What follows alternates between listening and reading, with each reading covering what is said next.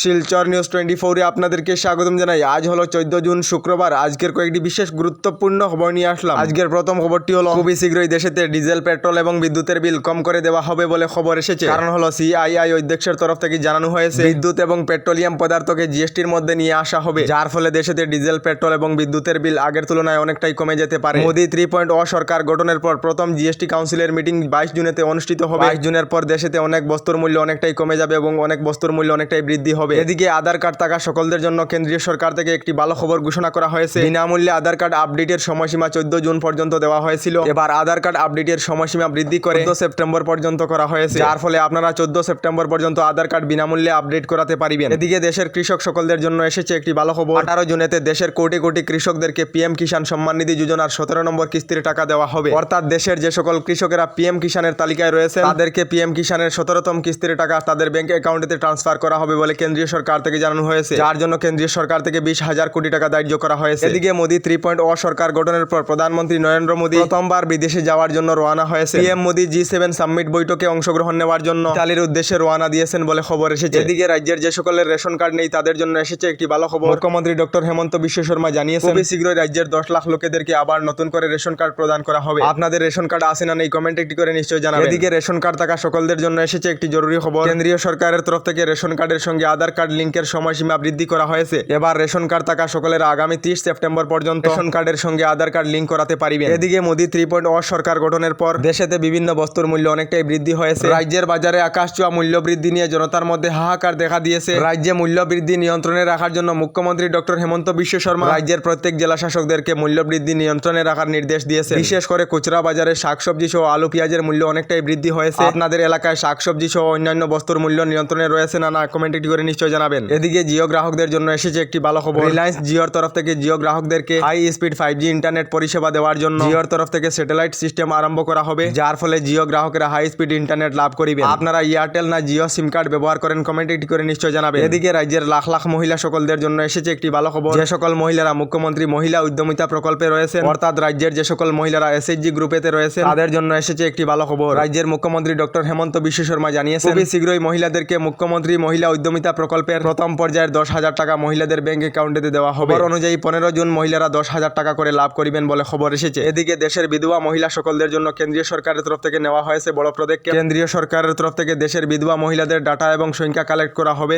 দেশের বিধবা মহিলাদের জন্য মানব অধিকার আয়োগের তরফ থেকে নতুন করে অ্যাডভাইজারি জারি করা হয়েছে। বিধবা মহিলাদের পুনর্বিবাহের জন্য সরকারের তরফ থেকে নতুন প্ল্যান করা হবে বলে খবর এসেছে। আমাদের ডেইলি খবরগুলি ভালো লাগলে আমাদের ভিডিওতে লাইক দিয়ে চ্যানেলটিকে সাবস্ক্রাইব করে নেবেন।